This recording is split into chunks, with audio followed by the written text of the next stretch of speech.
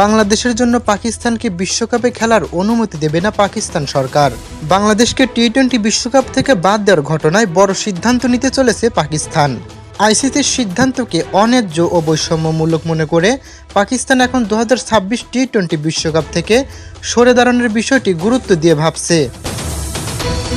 সরকারের ঘনিষ্ঠ সূত্র দ্য নিউজকে জানিয়েছে, ফেডারেল সরকার পাকিস্তান ক্রিকেট বোর্ডকে জাতীয় দল বিশ্বকাপে পাঠানোর অনুমতি নাও দিতে পারে। ভারত ও শ্রীলঙ্কায় যৌথভাবে অনুষ্ঠিত হতে যাওয়া এই টুর্নামেন্ট নিয়ে ইসলামাবাদে অসন্তোষ বাড়ছে। আইসিসির স্পষ্ট দ্বিমুখী নীতিও এর মূল কারণ বলে মনে করছে সরকার। বাংলাদেশ নিরাপত্তার কথা জানিয়ে শ্রীলঙ্কায় ম্যাচ খেলতে চেয়েছিল, আইসিসি সেই আবেদন নাকচ করে।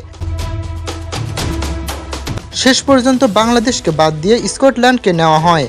এই সিদ্ধান্তের পরই ইসলামাবাদ নড়ে চড়ে বসে। আজ সোমবার ইসলামাবাদে প্রধানমন্ত্রী শেহবাজ শরীফ ও পিসিবি চেয়ারম্যান মহসিন নাকভির বৈঠকে বসার কথা ছিল। এরপরে চূড়ান্ত সিদ্ধান্ত আসতে পারে।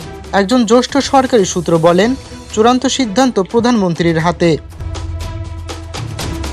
তবে প্রাথমিক ইঙ্গিত বলছে সরকার পাকিস্তানকে বিশ্বকাপে অংশ নিতে নাও দিতে পারে। এটা শুধু ক্রিকেটের বিষয় না, এটা নীতির প্রশ্ন। বাংলাদেশকে তার ন্যায্য অধিকার থেকে বঞ্চিত করা হয়েছে।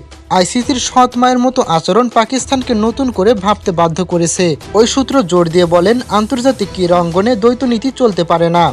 একদিকে ভারত ইচ্ছে মতো ভেন্যু বেছে নিতে পারে, অন্যদিকে বাংলাদেশ নিরাপত্তার কথা বলেও ভেন্যু বদলাতে পারে না। আইসিসি যদি সত্যিই বিশ্বব্যাপী ক্রিকেট চায়, তাহলে এই বাছাই করা নীতি বন্ধ করতে হবে। তিনি বলেন, বাংলাদেশকে বাদ দিয়ে স্কটল্যান্ডকে নেওয়া আইসিসির নীতিগত অসঙ্গতি তুলে ধরে। এতে ন্যায্যতার চেতনা ক্ষতিগ্রস্ত হয়েছে। তবে নাকভি পরিষ্কার করে দেন যে পিসিবি সরকারের সিদ্ধান্তই মানবে। তিনি বলেন, পাকিস্তানের বিশ্বকাপে অংশ নেওয়া বা না নেওয়ার চূড়ান্ত সিদ্ধান্ত সরকারের।